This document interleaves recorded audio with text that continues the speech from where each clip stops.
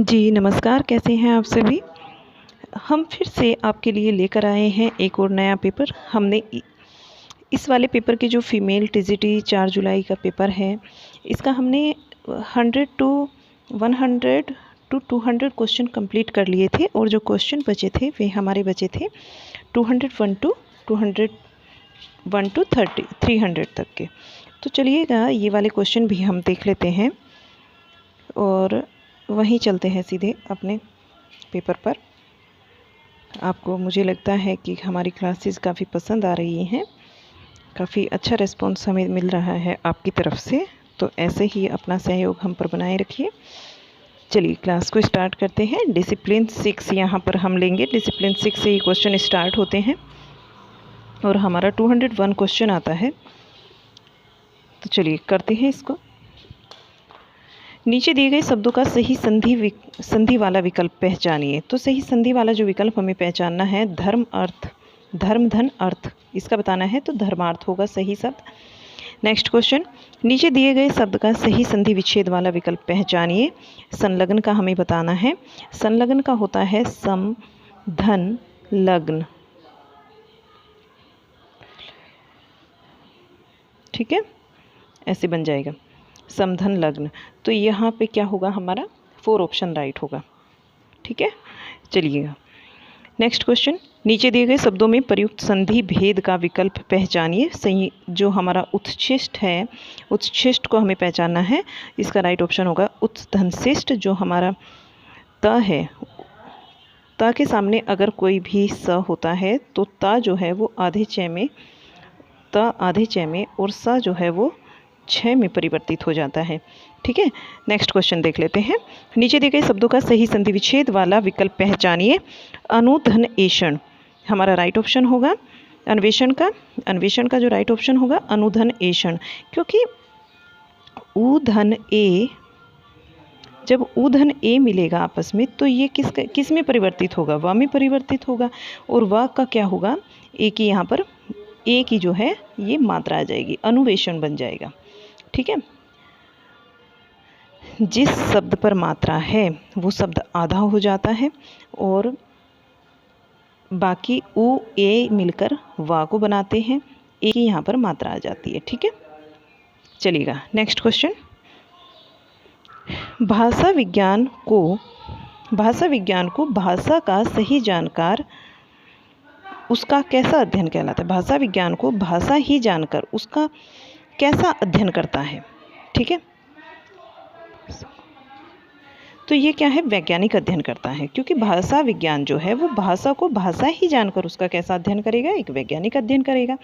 Next question देख लेते हैं और क्वेश्चनों को थोड़ा स्पीड के साथ देखते हैं, ठीक है। हिंदी को राष्ट्रभाषा घोषित करने वाले अहिंदी भाषी प्रस्तावक का क्या नाम था। तो जो अहिंदी भाषी प्रस्तावक थे वे थे गोपाल स्वामी अय्यंकर, गोपाल स्वामी अय्यंकर। चलिएगा नेक्स्ट क्वेश्चन, हिंदी के विषय में भारतीय संविधान में क्या लिखा है।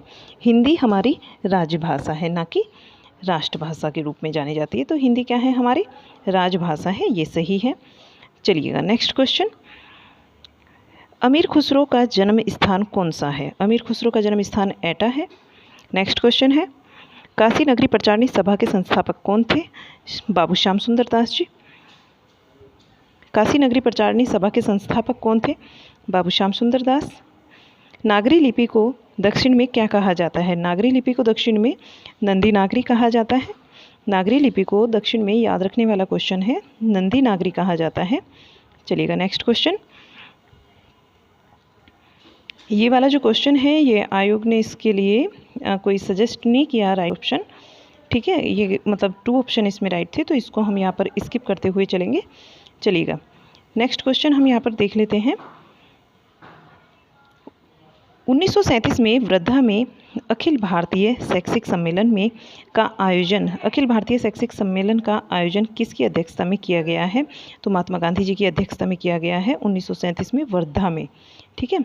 अखिल भारतीय शैक्षिक सम्मेलन का आयोजन महात्मा गांधी जी की अध्यक्षता में किया गया। निम्नलिखित, नेक्स्ट क्वेश्चन है, निम्नलिखित कवियों में से कौन सा कवि हिंदी का महाकवि माना जाता है। तुलसीदास जी को हिंदी का महाकवि माना जाता है। नेक्स्ट क्वेश्चन है प्राचीन भारतीय सिक्कों पर कौन सी लिपि अंकित है? तो ब्राह्मी लिपि अंकित है प्राचीन भारतीय सिक्कों पर। अगला क्वेश्चन देखिएगा, प्राचीन भारतीय सिक्कों पर कौन सी लिपि अंकित है? ब्राह्मी लिपि अंकित है। अगला क्वेश्चन है अमीर खुसरो की प्रसिद्धि का क्या कारण था? अमीर खुसरो की प्रसिद्धि का कारण, उन्होंने पहले पहेलियाँ और फिर मुकरियाँ लिखी। उन्होंने पहेलियाँ और मुकरियाँ लिखी, यही उनकी प्रसिद्धि का कारण था। नेक्स्ट क्वेश्चन है अक्षर पर सिरोरेखा लगाने का जो अनुमोदन है वो किस समिति के द्वारा किया गया था? देवनागरी सुधार समिति के द्वारा किया गया था अक्षर पर सिरोरेखा ये बोलते हैं, आप कोई भी शब्द लिख रहे हो, जैसे मान लो आपने एक ही लिखा है तो एक के ऊपर ये जो डंडा लगाते हैं ना, ये सिरोरेखा बोला जाता है। तो ये किसने इसका वो किया था, अनुमोदन किया था? ये किया था देवनागरी सुधार समिति ने। नेक्स्ट क्वेश्चन, रात दिवस पूनम अम्मा सुख दुख छाया धूप, यह जीवन बहुरूप या बदले कितने रूप में कौन सा छंद है? इसमें 2 छंद है, इसकी मात्रा लगा लेते हैं हम। जैसा कि आपको पता ही है, दोहा के ये जो 4 चरण हैं, इन चारों चरणों में जो विषम चरण हैं ये इनमें 13 और इधर 11 मात्राएं होती हैं। 13 विषम चरण में और इनमें 11 मात्राएं होती है। इसी का उल्टा होता है सोठा। चलिएगा नेक्स्ट क्वेश्चन, जहाँ एक शब्द का भिन्न भिन्न अर्थों में प्रयोग हो वहाँ कौन सा अलंकार होता है? वहाँ होता है यमक अलंकार। एक शब्द का जहाँ भिन्न भिन्न अर्थ में प्रयोग होता है वहाँ यमक अलंकार होता है। अगला क्वेश्चन है सिंह की गर्जना या फिर सांप की फुंकार किस रस का उद्दीपन विभाव है? भयानक रस का। नेक्स्ट क्वेश्चन, राम को रूप निहारती जानकी कंगन के नग की परछाई, याते सवे सुधी भूली गई, कर टेक रही पल हारत नाही। पंक्ति में कौन सा रस है? रस हमसे पूछा जा रहा है तो यहाँ पर श्रृंगार रस है। नेक्स्ट क्वेश्चन, यहाँ पर जो हमारा 20 क्वेश्चन कंप्लीट हो गए और डिसिप्लिन यहाँ पर हमारा आता है 7। ठीक है, इसके अंतर्गत हम देखते हैं डिसिप्लिन 7 में, चंपक हरवा अंग मिली ही अधिक सुहाई, जानी परी सिए हिरेहे जब कुंभिलाए। पंक्ति में हमसे छंद पूछा जा रहा है और इसमें बरवई छंद है। बरवई छंद में जो है 12 और 7 इस तरीके से मात्राएं होती हैं। आप चाहे तो इन्हें लगाकर देख सकते हैं। ठीक है,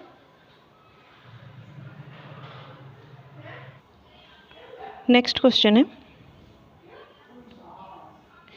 रस मीमांसा किसकी कृति है?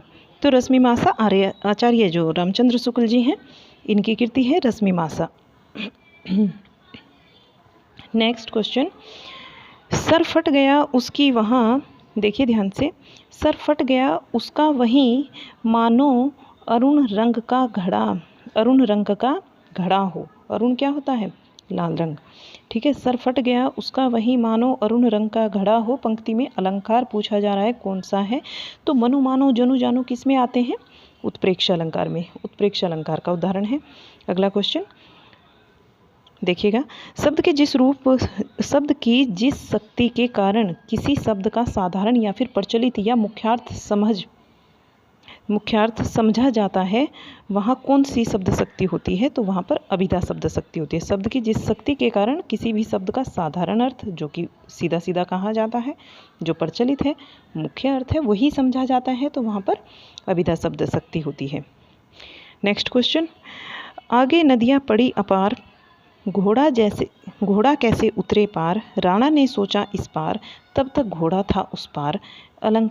में कौन सा अलंकार है? अलंकार पूछा जा रहा है तो अतिशयोक्ति। जब किसी बात को बढ़ा चढ़ाकर कहा जाता है तो वहाँ पर अतिशयोक्ति अलंकार होता है।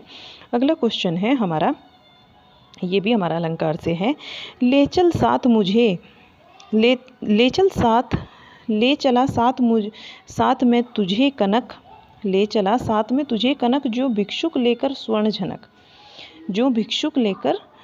झनक। पंक्ति में कौन सा अलंकार है? अलंकार पूछा जा रहा है तो यहाँ पर भी जोंक से देखिए पहचान आती है हमें उत्प्रेक्ष अलंकार के।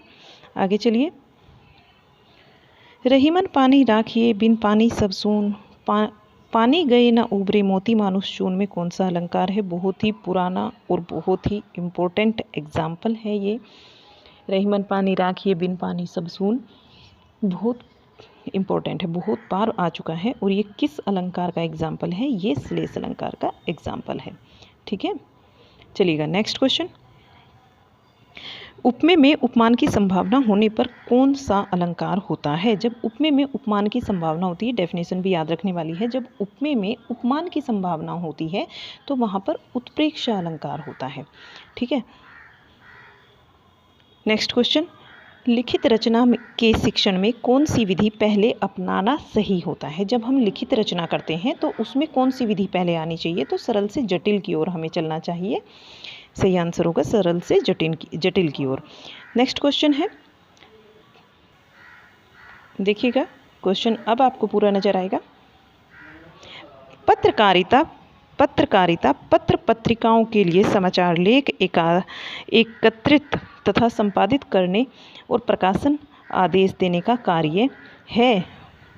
पत्रकारिता के संबंध में यह कथन किसका है? पूछा जा रहा है कि पत्रकारिता के संबंध में ये जो कथन है वो किसका है? तो यह कथन डॉक्टर बद्रीनाथ कपूर जी का है। अगला क्वेश्चन देख लेते हैं, थोड़ा इसको जूम करेंगे जी। चलिए अगला क्वेश्चन है, the rise and growth of Hindi journalism शोध प्रबंध किसका है? ये डॉक्टर रामरतन भटनागर जी का है। नेक्स्ट क्वेश्चन, भारतेंदु युग की साहित्यिक पत्रिका आनंद कादम्बिनी के संपादक कौन थे? बद्री नारायण चौधरी प्रेमघन जी इसका सही आंसर होगा। आनंद कादम्बिनी के जो संपादक थे वे बद्री नारायण चौधरी प्रेमघन जी थे। नेक्स्ट क्वेश्चन, नागरी प्रचारणी पत्रिका का प्रकाशन कब शुरू हुआ था? तो ये 1896 में हुआ था। स्टार्ट कब हुआ था? नागरी प्रचारणी पत्रिका का प्रकाशन कब शुरू हुआ? तो 1896 ईस्वी में शुरू हुआ था। Right answer 1896। नेक्स्ट क्वेश्चन देखेंगे, निम्नलिखित विकल्पों में से कौन सी साक्षात्कार के समय की जाने वाली त्रुटि नहीं है? साक्षात्कार के समय कौन सी त्रुटि नहीं की जा सकती? साक्षात्कारों के प्रश्नों का स्पष्ट व पारदर्शी होना, ये त्रुटि नहीं की जा सकती। नेक्स्ट क्वेश्चन, एक व्यक्ति के द्वारा अपने भावों और विचारों को दूसरों के समक्ष प्रस्तुत करने हेतु ध्वनि संकेत हेतु भाषा का प्रयोग क्या कहलाता है? पूछा जा रहा है, तो मौखिक अभिव्यक्ति कहलाता है। नेक्स्ट क्वेश्चन है, विज्ञापन बनाते समय ध्यान रखने योग्य बातों के संबंध में कौन सा विकल्प गलत है? तो विज्ञापन का मूल्य उसकी उपलब्धता के बारे में बिल्कुल भी नहीं लिखे। विज्ञापन का मूल्य और उसकी उपलब्धता के बारे में बिल्कुल भी नहीं लिखे, ये विकल्प हमारा गलत है। उसमें क्या क्या होना चाहिए? चित्र या फिर रेखा चित्रों का प्रयोग भी होना चाहिए। विज्ञापन की भाषा एकदम सरल और सहज होनी चाहिए। कम शब्दों में उत्पाद की विशेषता और महत्व को प्रभावशाली तरीके से बताना चाहिए। ये ठीक है, ये भी ठीक है, ये भी ठीक है। उसके बारे में इन्होंने कहा कि बिल्कुल भी उपलब्धता ना लिखे, लिखनी चाहिए उपलब्धता ना, यहाँ पर नहीं आने की वजह से ये गलत हो जाता है। चलिएगा नेक्स्ट क्वेश्चन, निम्न में से क्या रिपोर्ट लेखन की गलत विधि है? रिपोर्ट लेखन की क्या गलत विधि है, ये हमें बताना है। आयोजन स्थल का नाम लिखना जरूरी नहीं है। आयोजन स्थल का नाम लिखना जरूरी नहीं है, यही गलत विधि है। बाकी उसमें सर्वप्रथम संस्था का नाम लिखा जाना चाहिए, ये ठीक है। प्रतियोगिता का परिणाम आया हो तो उसका भी उल्लेख किया जाना चाहिए और आयोजन की तिथि व समय की सूचना दी जानी चाहिए। नाम लिखना जरूरी नहीं है, ये गलत है, जरूरी है लिखना। ठीक है, नेक्स्ट क्वेश्चन देखते हैं, जनसंचार के आधुनिक माध्यमों में सबसे पुराना माध्यम कौन सा है? तो प्रिंट माध्यम सबसे पुराना है। नेक्स्ट क्वेश्चन देख लेते हैं, जनसंचार के आधुनिक माध्यमों में सबसे पुराना माध्यम जो है वो प्रिंट माध्यम है। नेक्स्ट क्वेश्चन है, बनारस के अखबार प्रकाशन का कार्य निम्न में से किसके द्वारा किया गया था? तो राजा शिव प्रसाद के द्वारा किया गया था। शिव प्रसाद सितारे हिंद इनका पूरा नाम है। राजा शिव प्रसाद सितारे हिंद की इन्हें उपाधि मिली थी और बनारस के अखबार के प्रकाशन में इनके द्वारा जो है कार्य किया गया था, प्रकाशन का कार्य इनके द्वारा किया गया था, शिव प्रसाद जी के द्वारा। नेक्स्ट क्वेश्चन हम देख लेते हैं, रेडियो के विज्ञापन की शुरुआत कब हुई थी? रेडियो के विज्ञापन की जो शुरुआत हुई थी 1923 ईस्वी में हुई थी। नेक्स्ट क्वेश्चन, डिसिप्लिन यहाँ पर देखो हमारा 8 आ जाता है। अब यहाँ पर हम अगला क्वेश्चन देखते हैं, क्षेत्रीय TV cable network banner poster आदि के द्वारा छोटे क्षेत्रों में किसी भी वस्तु के प्रचार प्रसार के लिए कैसे विज्ञापन का प्रयोग किया जाता है? स्थानीय विज्ञापन। नेक्स्ट, जिस रचना में वाचक विशेष और वाचक विशेष और वाच्य विशेष अपने अभिधेय अर्थ को गौण बनाकर काव्यांग या फिर काव्यार्थ या फिर व्यंग्यार्थ व्यक्त करते हैं, वह ध्वनि कहलाती है। यह वाक्य किसका है? आनंदवर्धन का। नेक्स्ट क्वेश्चन, नाट्यशास्त्र के रचयिता कौन है? नाट्यशास्त्र के रचयिता भरतमुनि को माना जाता है। नेक्स्ट क्वेश्चन है, सात्विक अनुभाव की संख्या कितनी मानी गई है? सात्विक अनुभाव 8 माने गए हैं। नेक्स्ट क्वेश्चन, निम्न में से कौन काव्य मीमांसा के रचनाकार हैं? राजशेखर। काव्य मीमांसा के रचनाकार कौन है? राजशेखर। ये जो है हमारा इम्पोर्टेंट क्वेश्चन है। इम्पोर्टेंट तो ये सारे ही हैं, आए हुए हैं, लेकिन कई बार रिपीटेड जो क्वेश्चन होते हैं तो और ज़्यादा इम्पोर्टेंट बन जाते हैं, उनके चांसेस और ज़्यादा होते हैं आने के एग्ज़ाम में। नेक्स्ट क्वेश्चन है हमारा, कुंतक ने वक्रोक्ति के कितने भेद और उपभेद माने हैं? तो कुंतक जी ने वक्रोक्ति के 6 भेद और 41 उपभेद माने हैं। कितने? 6 भेद और 41 उपभेद। नेक्स्ट क्वेश्चन है, निम्नलिखित में से विभत्स रस का स्थायी भाव कौन सा है? विभत्स रस का स्थायी भाव है जुगुप्सा। नेक्स्ट क्वेश्चन, निम्नलिखित में से विभत्स रस का स्थायी भाव जुगुप्सा है। अगला क्वेश्चन, निम्नलिखित महाकाव्य के संबंध में दिए गए कथनों में से असत्य कथन को पहचानिए। तो जो असत्य कथन है वो है कि संपूर्ण महाकाव्य में आदि से अंत तक एक ही छंद का प्रयोग होना चाहिए। ये गलत है। महाकाव्य की, बाकी ठीक को भी देख लेते हैं। महाकाव्य की कथा 8 सर्गों में व्यवस्थित होनी चाहिए। ठीक है, महाकाव्य 8 से कम में नहीं होता, फिर खंड काव्य, प्रबंध काव्य इनमें परिवर्तित हो जाते हैं। तो जो 8 सर्ग होते हैं जिसमें 8 या 8 से ज़्यादा, वही महाकाव्य की श्रेणी में आता है। महाकाव्य का नायक धीरोदत्त और कुलीन होना चाहिए, ये भी ठीक है। महाकाव्य में श्रृंगार, वीर, शांत में से कोई एक रस प्रधान रूप से होना चाहिए, ये सब ठीक है। नेक्स्ट क्वेश्चन है, स्वांत सुखाए कहकर किसने उसे काव्य का प्रयोजन स्वीकार किया है? स्वांत सुखाए कहकर किसने उसे काव्य का प्रयोजन स्वीकार किया? तो तुलसीदास जी ने किया है।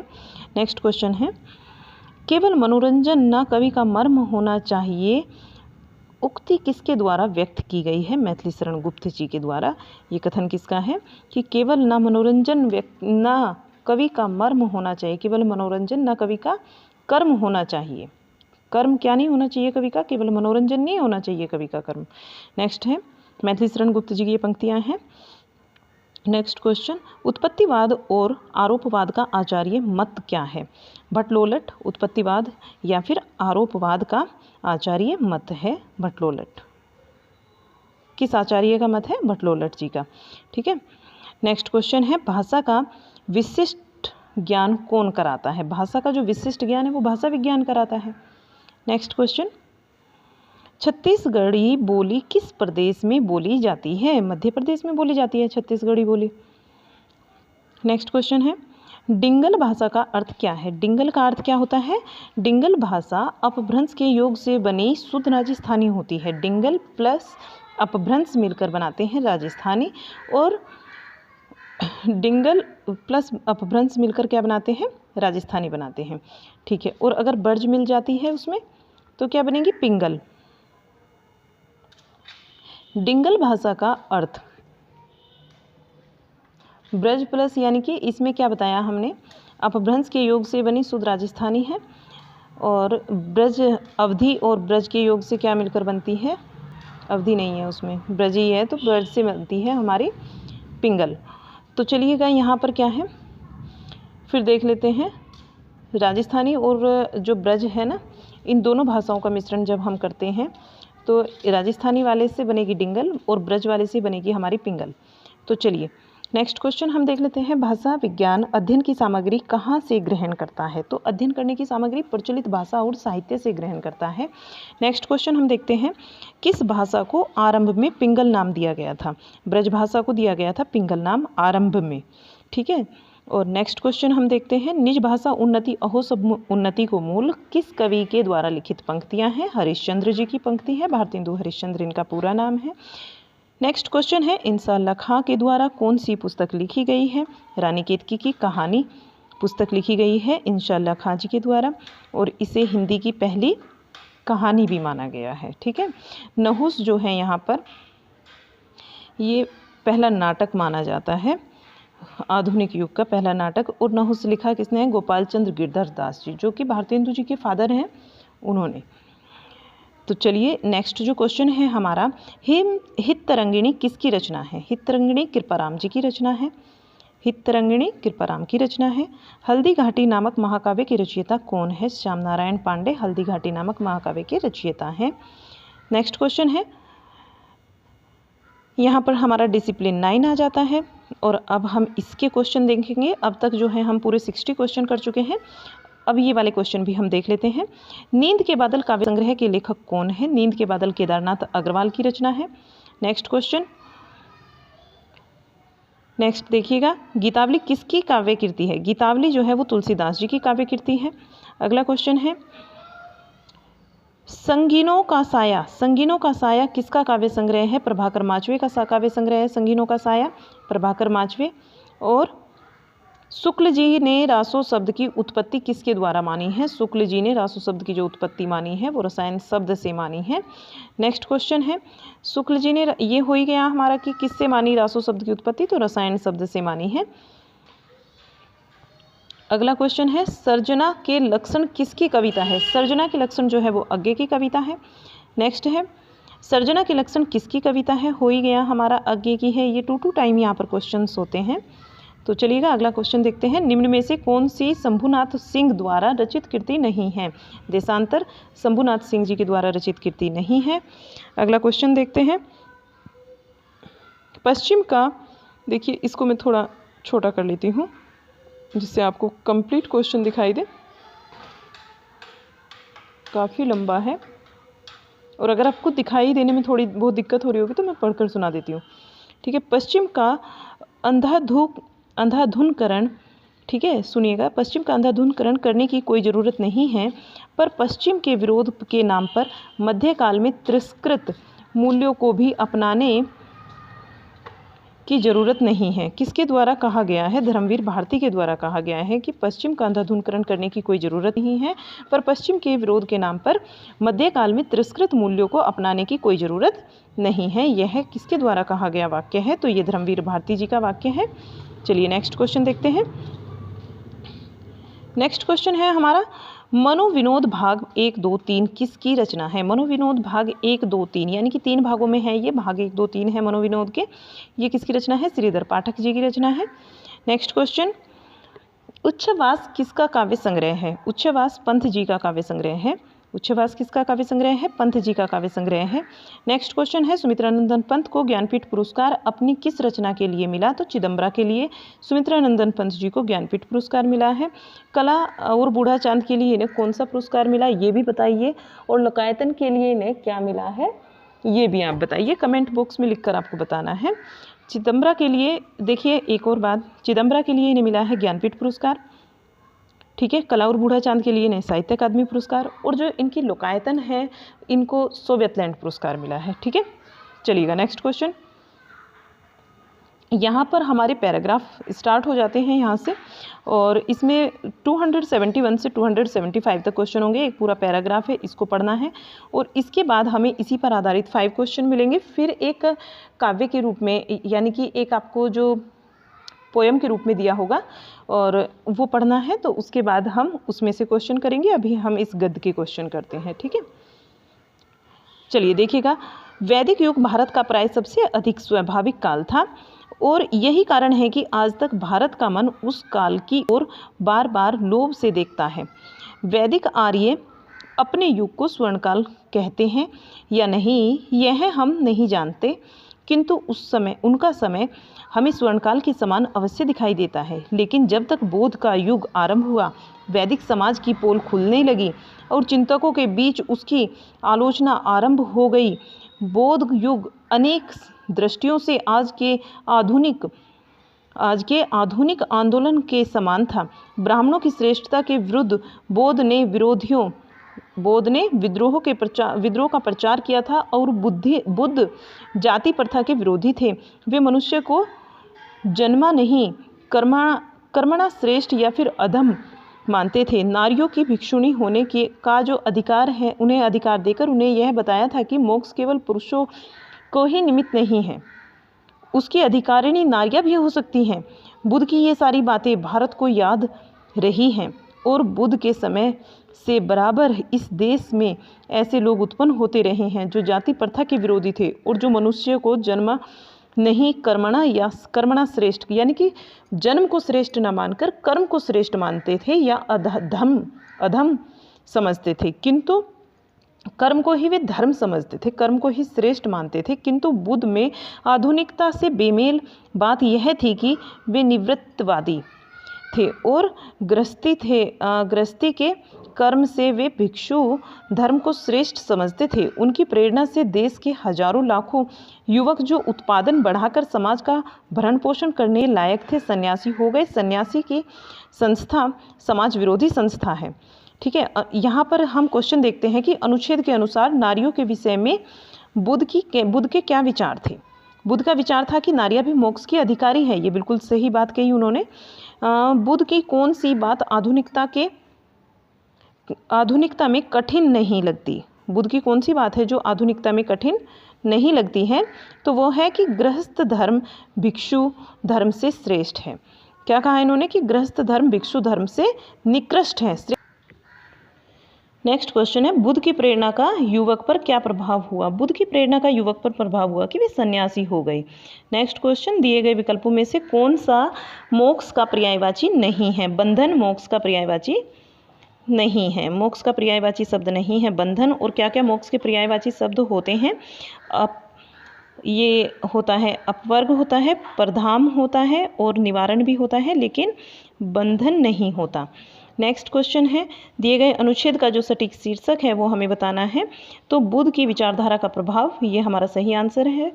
नेक्स्ट क्वेश्चन ये आता है हमारा जो कि 76 से स्टार्ट होता है, 276, और ये रहा हमारा जिससे कि 280 तक हमें जाना है। ठीक है, तो चलिए स्टार्ट करते हैं हम अपने काव्यांश को। चलिएगा, आप भी इसको देख सकते हैं, मैं इसको थोड़ा बड़ा कर देती हूँ जी। चलिएगा, एक सुनहली किरण उसे भी दे दो, भटका जा रहा जो अंधियाली के वन में। ये कह रहे हैं कि एक सुनहली किरण उसे भी दे दो, भटका जा रहा जो अंधियाली के वन में, लेकिन जिसके मन में अभी शेष है चलने की अभिलाषा, एक सुनहली किरण उसे भी दे दो। मौन कर्म में निरत और बद पिंजर में व्याकुल, भूल गया जो दुख जतलाने वाली भाषा, उसको भी वाणी के कुछ क्षण दे दो। तुम जो सजा रहे हो ऊंची फगुनी के उधर्व मुखी, तुम जो सजा रहे हो ऊंची फगुनी के उधर्व मुखी, नव पल्लव पर आभा की किरणें, तुम जो जगा रहे हो। दल के दल कमलों की आँखों के सब सोए सपने, तुम जो बिखेरते हो भू पर राशि राशि सोना, पथ को उद्भासित करने एक किरण से, उसका भी माथा आलोकित कर दो। एक स्वप्न उसके भी सोए मन में जागृत कर दो। एक सुनहली किरण उसे भी दे दो, भटक गया जो अंधियारे वन में। ठीक है, यहाँ से इसके क्वेश्चन स्टार्ट होते हैं कि काव्यांश में कवि सुनहरी किरणें किसको देने के लिए कह रहा है? जिसके मन में अभी भी कुछ करने की चाह है, उसके लिए कह रहा है कि जिसके मन में कुछ करने की चाह अभी भी बची हुई है। कवि वाणी के उथल पथल, वाणी के कुछ पल किसको देने के लिए कह रहा है? जो अपने मन में जो अपने दुखों को अभिव्यक्त करना भूल गया है। वाणी के कुछ पल किसको देने के लिए कह रहा है? जो अपने दुखों को अभिव्यक्त करना भूल गया है। नेक्स्ट क्वेश्चन है, अगला क्वेश्चन देखिए, कवि किसके मन में स्वप्न भरने के लिए कह रहा है? तो जो पथ भ्रष्ट हो गए हैं उनके मनों में क्या है कि सपने को भरने के लिए कह रहा है कवि। अगला क्वेश्चन है, दिए गए विकल्पों में से कौन सा व्याकुल का समानार्थी शब्द नहीं है? नाराज।